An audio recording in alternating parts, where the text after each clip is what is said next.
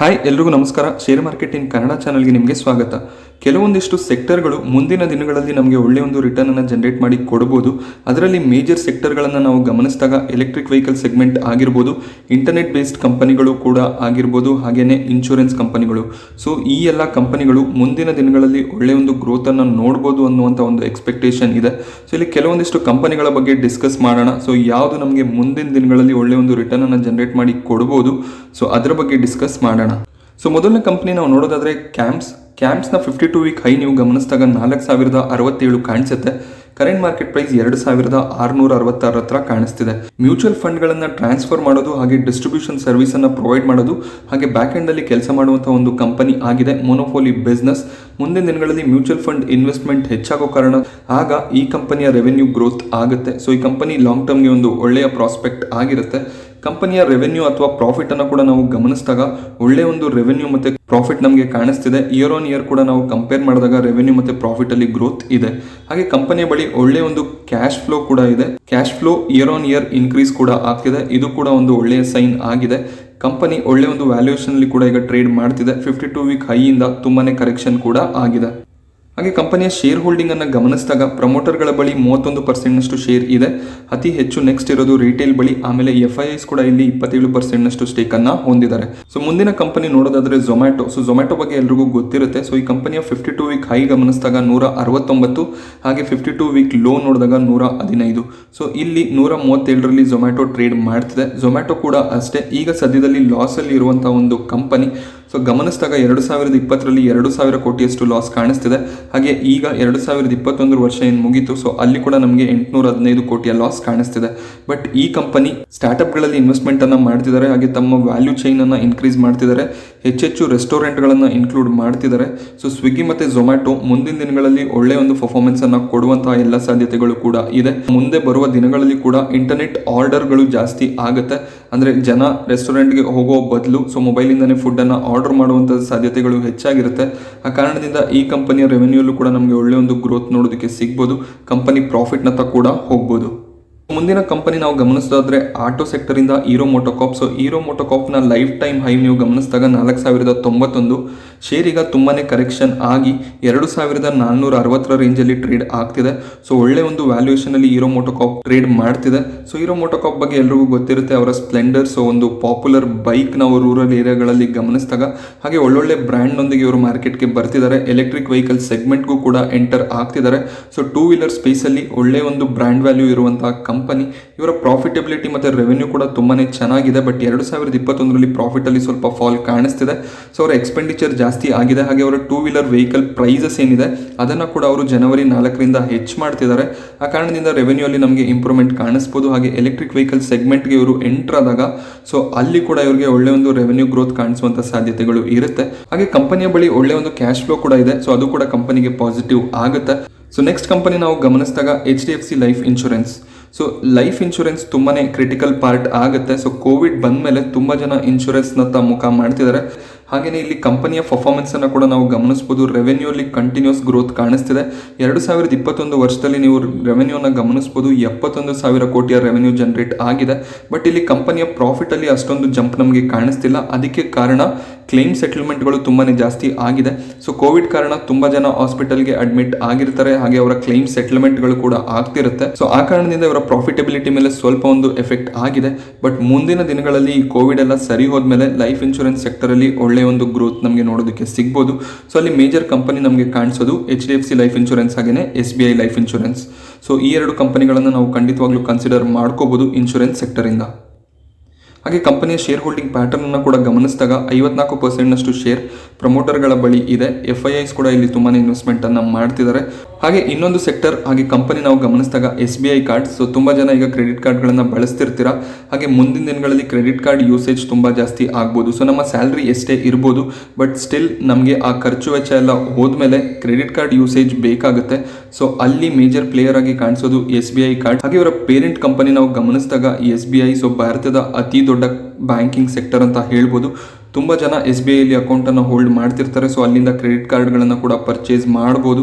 So ಆ ಕಾರಣದಿಂದ ಈ ಕಂಪನಿ ಕೂಡ ಒಂದು ಒಳ್ಳೆಯ ಪ್ರಾಸ್ಪೆಕ್ಟ್ ಆಗಿರುತ್ತೆ. ಹಾಗೆ ಕಂಪನಿಯ ರೆವೆನ್ಯೂ ಕೂಡ ತುಂಬಾ ಚೆನ್ನಾಗಿದೆ. ಪ್ರಾಫಿಟಲ್ಲಿ 2021ರಲ್ಲಿ ಸ್ವಲ್ಪ ಫಾಲ್ ಕಾಣಿಸ್ತಿದೆ, ಬಟ್ ಮುಂದಿನ ದಿನಗಳಲ್ಲಿ ಒಳ್ಳೆ ಒಂದು ಪ್ರಾಫಿಟಬಿಲಿಟಿ ಕಂಪನಿ ನೋಡ್ಬೋದು ಅನ್ನುವಂಥ ಎಕ್ಸ್ಪೆಕ್ಟೇಷನ್ಸ್ ಇದಾವೆ. ಶೇರ್ ಹೋಲ್ಡಿಂಗ್ ಪ್ಯಾಟರ್ನ್ನ ಗಮನಿಸಿದಾಗ 70%ನಷ್ಟು ಶೇರ್ ಏನಿದೆ ಅದು SBIನ ಬಳಿನೇ ಇದೆ. ಸೊ ಪ್ರಮೋಟರ್ಸ್ ಹೋಲ್ಡ್ ಮಾಡ್ತಿದ್ದಾರೆ. ಹಾಗೆ ರಿಟೇಲ್ ಇನ್ವೆಸ್ಟರ್ಸ್ ಇಲ್ಲಿ 7%ನಷ್ಟು ಸ್ಟೇಕನ್ನು ಹೊಂದಿದ್ದಾರೆ. FIIs ಕೂಡ ಇನ್ವೆಸ್ಟ್ಮೆಂಟನ್ನು ಮಾಡಿದ್ದಾರೆ 13%ನಷ್ಟು.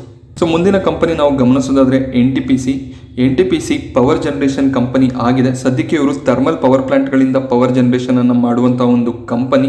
ಬಟ್ ಸ್ಟಿಲ್ ಮುಂದಿನ ದಿನಗಳಲ್ಲಿ ಇವರು ರಿನ್ಯೂವೇಬಲ್ ಎನರ್ಜಿ ಹತ್ತ ಮುಖ ಮಾಡ್ಬೋದು. ಸೋಲಾರ್ ಹಾಗೆಯೇ ವಿಂಡ್ ಎನರ್ಜಿಯಿಂದ ಪವರನ್ನು ಜನರೇಟ್ ಮಾಡ್ತಾರೆ. ಸೊ ಆ ಕಾರಣದಿಂದ ಈ ಕಂಪನಿ ಕೂಡ ಮುಂದಿನ ದಿನದಲ್ಲಿ ಒಳ್ಳೆಯ ಒಂದು ಗ್ರೋತನ್ನು ತೋರಿಸುವಂಥ ಸಾಧ್ಯತೆ ಇದೆ. ಸೊ ಇದು PSU ಸೆಕ್ಟರ್ ಅಥವಾ ಗೌರ್ಮೆಂಟ್ ಕಂಪನಿ ಆಗಿದೆ. ಒಳ್ಳೆಯ ಒಂದು ಡಿವಿಡೆಂಡನ್ನು ಕೂಡ ಕೊಡ್ತಾರೆ. ಸೊ ಆ ಕಾರಣದಿಂದ ಡಿವಿಡೆಂಡ್ ಇನ್ವೆಸ್ಟ್ಮೆಂಟ್ಗೆ ಒಳ್ಳೆಯ ಒಂದು ಆಪರ್ಚುನಿಟಿ ಆಗಿರುತ್ತೆ. ಹಾಗೆಯೇ ಪವರ್ ಜನರೇಷನ್ ವಿಷಯಕ್ಕೆ ಬಂದಾಗ ಲಾರ್ಜೆಸ್ಟ್ ಕಂಪನಿ ಇದು.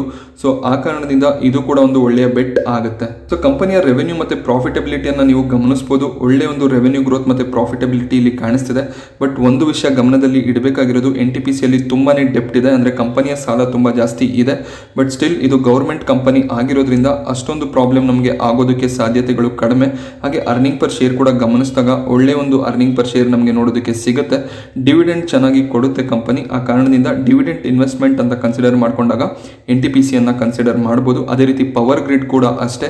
ಮುಂದಿನ ದಿನಗಳಲ್ಲಿ ಎಲೆಕ್ಟ್ರಿಕ್ ವೆಹಿಕಲ್ ಸೆಗ್ಮೆಂಟಲ್ಲಿ ಕೂಡ ಪವರ್ ಗ್ರಿಡ್ ನಮಗೆ ನೋಡೋದಕ್ಕೆ ಸಿಗ್ಬೋದು. ಸೊ ಈ ಎರಡು ಕಂಪನಿಗಳು ನಮಗೆ ಒಳ್ಳೆಯ ಒಂದು ಆಪರ್ಚುನಿಟಿ ಆಗಿರುತ್ತೆ. ಕಂಪನಿಯ ಬಳಿ ಒಳ್ಳೆಯ ಒಂದು ಕ್ಯಾಶ್ ಫ್ಲೋ ಕೂಡ ಇದೆ. ಅದು ಕೂಡ ಒಂದು ಪಾಸಿಟಿವ್ ಸೈನ್ ಈ ಕಂಪನಿಗೆ. ಶೇರ್ ಹೋಲ್ಡಿಂಗ್ ಪ್ಯಾಟರ್ನ್ ಅನ್ನು ಗಮನಿಸಿದಾಗ ಪ್ರಮೋಟರ್ಗಳ ಬಳಿ 51%ನಷ್ಟು ಶೇರ್ ಇದೆ. ಸೊ DII ಮತ್ತು FIIs ಕೂಡ ಇಲ್ಲಿ 13% ಸ್ಟೇಕನ್ನು ಹೊಂದಿದ್ದಾರೆ.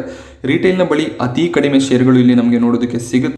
ಹಾಗೆ ನೆಕ್ಸ್ಟ್ ಕಂಪನಿ ಗಮನಿಸೋದಾದ್ರೆ ಜುಬಿಲಿಯಂಟ್ ಫುಡ್ ವರ್ಕ್ ಕಂಪನಿಯ ಆಲ್ ಟೈಮ್ ಹೈ ಗಮನಿಸಿದಾಗ 4600 ಹತ್ರ ಕಾಣಿಸುತ್ತೆ. ಕರೆಂಟ್ ಮಾರ್ಕೆಟ್ ಪ್ರೈಸ್ 3600 ಬಳಿ ಟ್ರೇಡ್ ಆಗ್ತಿದೆ. ಜುಬಿಲಿಯಂಟ್ ಫುಡ್ ವರ್ಕ್ ಡಾಮಿನೋಸ್ ರೆಸ್ಟೋರೆಂಟ್ಗಳ ಚೈನ್ ಅನ್ನು ನಡೆಸುವಂತಹ ಕಂಪನಿ. ಇಲ್ಲಿ ಕೂಡ ನಮಗೆ ಮುಂದಿನ ದಿನಗಳಲ್ಲಿ ಒಳ್ಳೆ ಒಂದು ಗ್ರೋತ್ ನೋಡೋದಕ್ಕೆ ಸಿಗ್ಬೋದು. ಕಂಪನಿಯ ಶೇರ್ ಹೋಲ್ಡಿಂಗ್ ಪ್ಯಾಟರ್ನ್ ಅನ್ನು ಗಮನಿಸಿದಾಗ 42%ನಷ್ಟು ಶೇರ್ ಪ್ರಮೋಟರ್ಗಳ ಬಳಿ ಇದೆ. ಹಾಗೆ FIIs ಕೂಡ ಇಲ್ಲಿ 42%ನಷ್ಟು ಶೇರನ್ನು ಹೊಂದಿದ್ದಾರೆ. ಸೊ ನಮಗೆ ಡಾಮಿನೋಸ್ ನೋಡಿದಾಗ ಇದು ಒಂದು ಫಾರಿನ್ ಕಂಪನಿಯ ಬ್ರ್ಯಾಂಡ್ ಆಗಿದೆ. ಅದನ್ನು ಭಾರತದಲ್ಲಿ ನಡೆಸೋದು ಮಾತ್ರ ಈ ಕಂಪನಿ. ಹಾಗೆ ಇಲ್ಲಿ ಪ್ರಮೋಟರ್ ಪ್ಲೆಡ್ಜಿಂಗ್ ಕೂಡ ಕಾಣಿಸ್ತಿದೆ. ಬಟ್ ಕಂಪನಿಯ ಕ್ಯಾಶ್ ಫ್ಲೋ ಅನ್ನು ಗಮನಿಸಿದಾಗ ಈ ಪ್ಲೆಡ್ಜಿಂಗ್ ಅನ್ನು ಅವರು ಈಸಿಯಾಗಿ ಬಿಡಿಸ್ಕೋಬಹುದು. ರಿಟೇಲ್ ಇನ್ವೆಸ್ಟರ್ಸ್ ಇಲ್ಲಿ ಕೇವಲ 6%ನಷ್ಟು ಶೇರನ್ನು ಮಾತ್ರ ಹೊಂದಿದ್ದಾರೆ. ಹಾಗೆ ಕಂಪನಿಯ ಪ್ರಾಫಿಟಬಿಲಿಟಿಯನ್ನು ಕೂಡ ನಾವು ಗಮನಿಸಿದಾಗ ಸೊ ಒಳ್ಳೆ ಒಂದು ಪ್ರಾಫಿಟ್ ಮೇಕಿಂಗ್ ಕಂಪನಿ ಆಗಿದೆ. ನಾವು ಇದೇ ರೀತಿಯ ಬಿಸ್ನೆಸ್ ಮಾಡುವ ದೇವಿಯಾನಿ ಆಗಿರ್ಬೋದು, ಬರ್ಗರ್ ಕಿಂಗ್ ಆಗಿರ್ಬೋದು, ಸೊ ಆ ಬಿಸ್ನೆಸ್ ಅನ್ನು ಗಮನಿಸಿದಾಗ ಆ ಕಂಪನಿಗಳು ಲಾಸ್ ಅಲ್ಲಿ ಇದೆ. ಬಟ್ ಜುಬಿಲಿಯಂಟ್ ಫುಡ್ ವರ್ಕ್ ನಮಗೆ ಪ್ರಾಫಿಟ್ ಅಲ್ಲಿ ಕಾಣಿಸ್ತಿದೆ. ಪ್ರಾಫಿಟಬಿಲಿಟಿಯಲ್ಲಿ ಸ್ವಲ್ಪ ಫಾಲ್ ಕಾಣಿಸ್ತಿದೆ. ಏನಕ್ಕೆಂದ್ರೆ ರೆಸ್ಟೋರೆಂಟ್ಗಳು ಕ್ಲೋಸ್ ಇದ್ದಿದ್ದ ಕಾರಣ ಸೊ ಈ ಒಂದು ಫಾಲ್ ಕಾಣಿಸ್ತಿದೆ. ಸೊ ಇವರು ಕೂಡ ಅಷ್ಟೇ ಇಂಟರ್ನೆಟ್ ಆರ್ಡರ್ಗಳನ್ನು ತಗೊಂತಿದ್ದಾರೆ. ಇವ್ರದೇ ಆದ ಒಂದು ವೆಬ್ಸೈಟ್ ಇದೆ, ಮೊಬೈಲ್ ಆ್ಯಪ್ ಇದೆ. ಸೊ ಆನ್ಲೈನ್ ಡೆಲಿವರೀಸ್ ಕೂಡ ಕೊಡ್ತಿದ್ದಾರೆ. ಆ ಕಾರಣದಿಂದ ಮುಂದಿನ ದಿನಗಳಲ್ಲಿ ಒಳ್ಳೆ ಒಂದು ಗ್ರೋತ್ ನಮಗೆ ಫಾಸ್ಟ್ ಫುಡ್ ರೆಸ್ಟೋರೆಂಟ್ ಚೈನ್ ಇದೆ ಅದರಲ್ಲಿ ನೋಡೋದಕ್ಕೆ ಸಿಗುತ್ತೆ. ಹಾಗೆ ಬರ್ಗರ್ ಕಿಂಗ್ ದೇವಿಯಾನಿ ಕೂಡ ನಮಗೆ ಒಳ್ಳೆ ಒಂದು ಆಪ್ಷನ್ ಆಗುತ್ತೆ ಇನ್ವೆಸ್ಟ್ಮೆಂಟ್ಗೆ. ಕಂಪನಿಯ ಬಳಿ ಒಳ್ಳೆ ಒಂದು ಕ್ಯಾಶ್ ಫ್ಲೋ ಕೂಡ ಇದೆ. 530 ಕೋಟಿಗಳಷ್ಟು ಕ್ಯಾಶ್ ಫ್ಲೋ ಕಂಪನಿ ಬಳಿ ಇದೆ. ಸೊ ಮುಂದಿನ ಕಂಪನಿ ನೋಡೋದಾದರೆ ರಿಲಯನ್ಸ್ ಇಂಡಸ್ಟ್ರೀಸ್, ಭಾರತದ ಅತಿ ದೊಡ್ಡ ಕಂಪನಿ ಮಾರ್ಕೆಟ್ ಕ್ಯಾಪಲ್ಲಿ ನಾವು ಕನ್ಸಿಡರ್ ಮಾಡಿಕೊಂಡಾಗ ಸೊ ಇವರು ಕೂಡ ಅಷ್ಟೇ ತುಂಬಾ ಬಿಸ್ನೆಸ್ಸನ್ನು ಮಾಡ್ತಾರೆ. ರಿಲಯನ್ಸ್ ಫ್ರೆಶ್ ಹಾಗೆ ರಿಲಯನ್ಸ್ ಜಿಯೋ ಟೆಲಿಕಾಮಲ್ಲಿ ಕೂಡ ಇದ್ದಾರೆ. ಹಾಗೆ ಪೆಟ್ರೋಕೆಮಿಕಲ್ಸ್ ಇವರ ಮೇಜರ್ ಬಿಸ್ನೆಸ್ ಆಗಿದೆ. ಅಷ್ಟೇ ಅಲ್ಲದೆ ಕೆಮಿಕಲ್ಸ್, ಫರ್ಟಿಲೈಸರ್ಸ್ ಹಾಗೆ ಅಯಾನ್ ಬ್ಯಾಟರೀಸ್ಗಳನ್ನು ಕೂಡ ಮ್ಯಾನುಫ್ಯಾಕ್ಚರ್ ಮಾಡುವಂತಹ ಕಂಪನಿ. ಹಾಗೆಯೇ ಬೇರೆ ಬೇರೆ ಬಿಸ್ನೆಸ್ಗಳನ್ನು ಅಕ್ವೈರ್ ಮಾಡ್ಕೋತಿದ್ದಾರೆ. ಮುಂದಿನ ದಿನಗಳಲ್ಲಿ ನಮಗೆ ರಿಲಯನ್ಸ್ ಅಲ್ಲಿ ಒಳ್ಳೆ ಒಂದು ಗ್ರೋತ್ ನೋಡೋದಕ್ಕೆ ಸಿಗ್ಬೋದು. ಕಂಪನಿಯ ಪ್ರಾಫಿಟಬಿಲಿಟಿ ನೀವು ಗಮನಿಸಿದಾಗ ಇಯರ್ ಆನ್ ಇಯರ್ ರೆವೆನ್ಯೂ ಮತ್ತು ಪ್ರಾಫಿಟ್ ಅಲ್ಲಿ ಒಳ್ಳೆ ಒಂದು ಗ್ರೋತ್ ನೋಡೋದಕ್ಕೆ ಸಿಗ್ತಿದೆ. ಸೊ ಅರ್ನಿಂಗ್ ಪರ್ ಶೇರ್ ಕೂಡ ಜಾಸ್ತಿ ಆಗ್ತಿದೆ.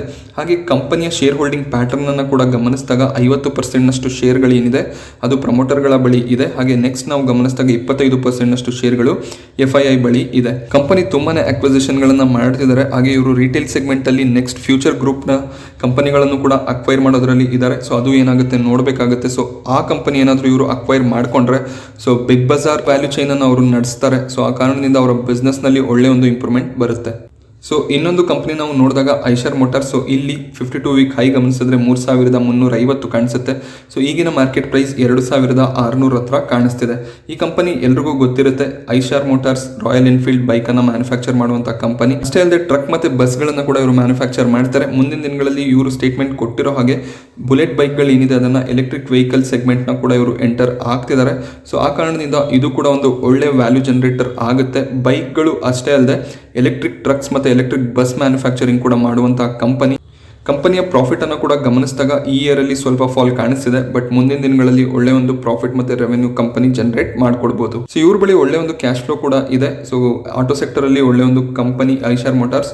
ಟಾಟಾ ಮೋಟಾರ್ಸ್ ತುಂಬ ಜನ ಇನ್ವೆಸ್ಟ್ಮೆಂಟನ್ನು ಮಾಡಿರ್ತೀರಾ, ಬಟ್ ಐಶರ್ ಮೋಟಾರ್ಸ್ನ ಕೂಡ ನೀವು 2 ವೀಲರ್ ಸೆಗ್ಮೆಂಟಲ್ಲಿ ಕನ್ಸಿಡರ್ ಮಾಡ್ಕೋಬೋದು. ಶೇರ್ ಹೋಲ್ಡಿಂಗ್ ಪ್ಯಾಟರ್ನನ್ನು ಗಮನಿಸಿದಾಗ 50%ನಷ್ಟು ಶೇರ್ಗಳು ಏನಿದೆ ಅದು ಪ್ರಮೋಟರ್ ಬಳಿ ಇದೆ, ಹಾಗೆಯೇ 30%ನಷ್ಟು ಶೇರ್ಗಳು FIIs ಬಳಿ ಇದೆ. ರಿಟೇಲ್ ಕೂಡ ಇಲ್ಲಿ 12%ನಷ್ಟು ಇನ್ವೆಸ್ಟ್ಮೆಂಟನ್ನು ಮಾಡಿದ್ದಾರೆ. ಸೊ ಈ ಶೇರ್ಗಳು ಅಷ್ಟೇ ಅಲ್ಲದೆ IEX ಆಗಿರ್ಬೋದು, CDSL, Tata power, Tata motor, so ಈ ರೀತಿಯ ಶೇರ್ಗಳನ್ನು ನಾವು ಡೈಲಿ ಡಿಸ್ಕಸ್ ಮಾಡ್ತಿರ್ತೀವಿ. ಸೊ ಅದನ್ನು ನಾನು ಇನ್ಕ್ಲೂಡ್ ಮಾಡ್ಕೊಂಡಿಲ್ಲ. ಸೊ ಈ ಎಲ್ಲ ಶೇರ್ಗಳು ಹಾಗೆಯೇ ರಿನ್ಯೂವೇಬಲ್ ಎನರ್ಜಿ ಸೆಗ್ಮೆಂಟಲ್ಲಿ ಕೆಲಸ ಮಾಡ್ತಿರೋವು, ಅಂದರೆ Adani power, Adani green energy ಆಗಿರ್ಬೋದು. ಸೊ ಈ ರೀತಿಯ ಕಂಪನಿಗಳು ಮುಂದಿನ ದಿನಗಳಲ್ಲಿ ಒಳ್ಳೆಯ ಒಂದು ಪರ್ಫಾರ್ಮೆನ್ಸನ್ನು ಕೊಡಬಹುದು. ಸೊ ಇಂಥ ಶೇರ್ಗಳನ್ನು ನಾವು ಲಾಂಗ್ ಟರ್ಮ್ ಇನ್ವೆಸ್ಟ್ಮೆಂಟ್ ಮಾಡುವಾಗ ಹೋಲ್ಡ್ ಮಾಡ್ಕೋಬಹುದು. ಸೊ ಎಲ್ಲ ಇದೇ ರೀತಿಯ ಶೇರ್ಗಳನ್ನು ಇಟ್ಕೊಳ್ಳೋದಕ್ಕೆ ಹೋಗಬೇಡಿ. ಸೊ ನಾವೇನು ಡಿಸ್ಕಸ್ ಮಾಡಿದ್ವಿ ಅದರಲ್ಲಿ 1-2 ಶೇರ್ಗಳನ್ನು ಇಟ್ಕೋಬೇಕು. ಹಾಗೆಯೇ ಬೇರೆ ಬೇರೆ ಸೆಗ್ಮೆಂಟ್, ಸೊ ಮೇಜರ್ ಆಗಿ IT, chemical, banking sector, so ಈ ರೀತಿಯ ಸೆಗ್ಮೆಂಟ್ನ ಶೇರ್ಗಳನ್ನು ತಗೋಬೇಕಾಗುತ್ತೆ. ಸೊ ನಾನಿಲ್ಲಿ ಆ ಸೆಗ್ಮೆಂಟ್ನ ಶೇರ್ಗಳನ್ನು ಕನ್ಸಿಡರ್ ಮಾಡ್ಕೊಂಡಿಲ್ಲ, ಏನಕ್ಕೆಂದರೆ ಅದನ್ನು ನಾವು ಡೈಲಿ ಡಿಸ್ಕಸ್ ಮಾಡ್ತಿರ್ತೀವಿ. ನಾವು ಪೋರ್ಟ್ಫೋಲಿಯೋ ಬಿಲ್ಡ್ ಮಾಡುವಾಗ ಎಲ್ಲದನ್ನು ಕನ್ಸಿಡರ್ ಮಾಡಿ ಒಂದು ಪೋರ್ಟ್ಫೋಲಿಯೋನ ಬಿಲ್ಡ್ ಮಾಡಬೇಕಾಗುತ್ತೆ. ಸೊ ಇದು ಜಸ್ಟ್ ಒಂದು ಫ್ಯೂಚರಲ್ಲಿ ನಮಗೆ ಯಾವ ರೀತಿಯ ಒಂದು ವ್ಯಾಲ್ಯೂ ಚೈನ್ ಕ್ರಿಯೇಟ್ ಆಗ್ಬೋದು ಅದರ ಬಗ್ಗೆ ವಿಡಿಯೋ ಆಗಿತ್ತು. ಸೊ ವಿಡಿಯೋ ಇಷ್ಟ ಆದರೆ ವಿಡಿಯೋನ ಲೈಕ್ ಮಾಡಿ. ಇದೇ ರೀತಿಯ ಇನ್ನಷ್ಟು ಇನ್ಫಾರ್ಮೇಷನ್ಗಳಿಗೋಸ್ಕರ ನಮ್ಮ ಚಾನಲ್ನ ಸಬ್ಸ್ಕ್ರೈಬ್ ಮಾಡ್ಕೊಳ್ಳಿ. Thank you friends.